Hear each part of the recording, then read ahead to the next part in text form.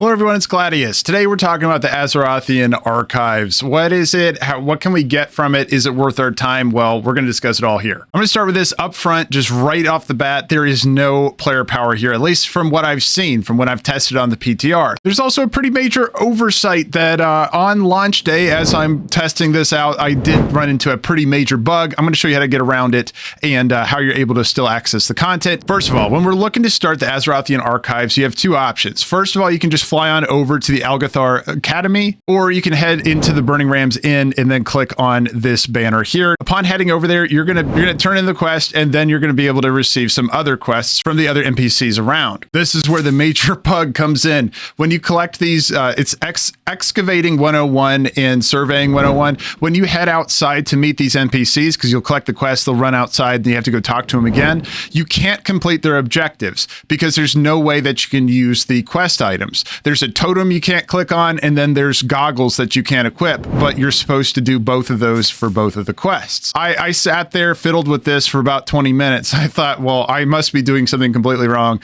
So I'm going to save you a little bit of time, tell you you're doing nothing wrong. The quest just seems to be bugged. And again, this is on patch day when it's coming out. So I think a lot of us are going to run into this problem. If you're watching this later, I imagine Blizzard will fix this pretty quickly. These intro quests, I imagine, are just going over the mechanics I'll talk about in just a moment. Anyway, if you're on patch day, if you're early on when this is not fixed yet, go ahead and just fly over into the Azer span. You're going to go to this location that I'm going to show you on the map here. There's going to be a familiar horn icon that shows you where an event's happening. At the top of every hour, you're going to be able to participate in this event. The event itself is very simple, very quick to do. All you have to do is, first of all, you get two options. There's going to be mounds of dirt all around the event location where you're able to interact with it. Sometimes you get some enemies to pop out after you interact with the dirt mounds, but most often you're going to interact with the dirt mound and it's just going to give you progress at the top of your bar where you're going to collect some pages. There's going to be an animation where it sends pages to the lead inspector guy. It's important to know that what I'm describing right now, this is the slower method when it comes to filling your progress bar at the top. If you stand over next to the inspector Irvine, or what, can't remember his name off the top of my head, but the guy's name that starts with an E, who's in the inspector tent, if you stand next to him, he's going to give you a task to do. This is very similar to the soup event, where it's just going to be a random series of events. You go do it, you come back to get your next one. And it'll actually tell you to stand close to the guy so you can receive your next objective. These objectives range from just taking a crate to another location, sorting rocks, using your goggles, which will automatically equip instead of like the bugged quest we talked about before. The way the goggles work is that the visuals on your screen are going to change. You're going to get a cone vision in front of you. Just look at your mini map and go to where all of the gold circles are, like the quest circles,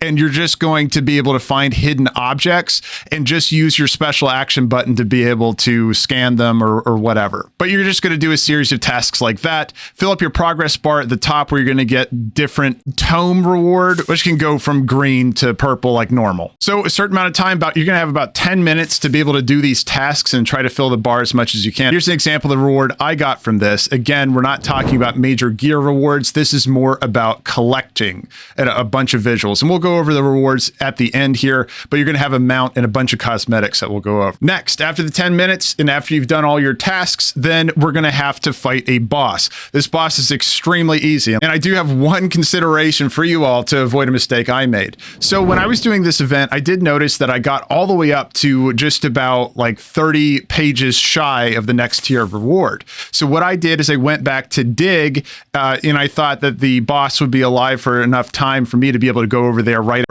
after I get enough pages to level up my tome reward. The boss died in the time it took me to do 3 dig sites. So it dies extremely fast, and you probably want to head straight over there as soon as it spawns. And it was soloed by one player, and it died that quickly. So all that to say, as soon as that boss spawns after the 10-minute timer, if you're interested in completing the weekly quest right here, which is going to be your major source of getting a large amount of these tokens, you want to go straight over to that boss as soon as it spawns. You'll get a notification like an event pop up. You want to go straight over there right away. Don't try to level up your tomes like I did, because you're just going to miss the big reward. Now, I waited for the second round on this, and then I went back and fought the boss again to see what kind of reward I would get. These are my rewards right here. And once again, no major gear upgrades. This isn't really a gear-oriented content. It seems to be more of like a evergreen collection, cosmetic-oriented content, which is cool to see in the game. Player power-minded players, you probably, just as a whole, can skip this event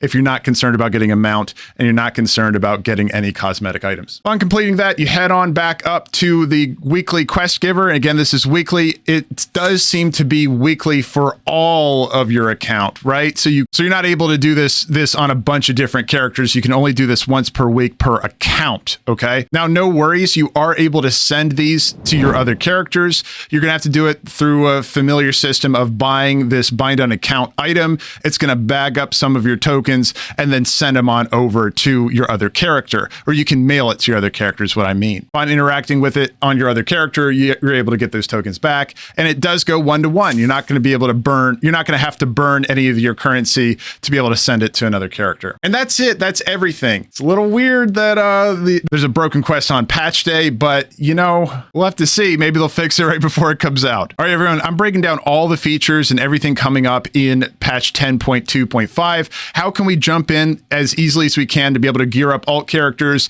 Maybe you're coming from season to discovery, you're jumping in from a major break. You want to get up to speed as quick as you can. Go ahead and take a look at my guide in the description below. I go over a gearing guide. There's an overview of the content, and I talk about a few things that we should be taking advantage of here with Seeds of Renewal and 10.2.5. I hope you all are having a great time in the retail. Also, there's a ton going on in season discovery. If you haven't checked that out, I have a bunch of videos on that below if you're looking to just jump in before phase 2 comes out on February 8th. And everyone, if the video did help you out today, please heroic strike that like button. If you want to stay tuned for more WoW content in the future, please bash the subscribe. I appreciate your time, and I'll see you in the next one. Bye, everyone.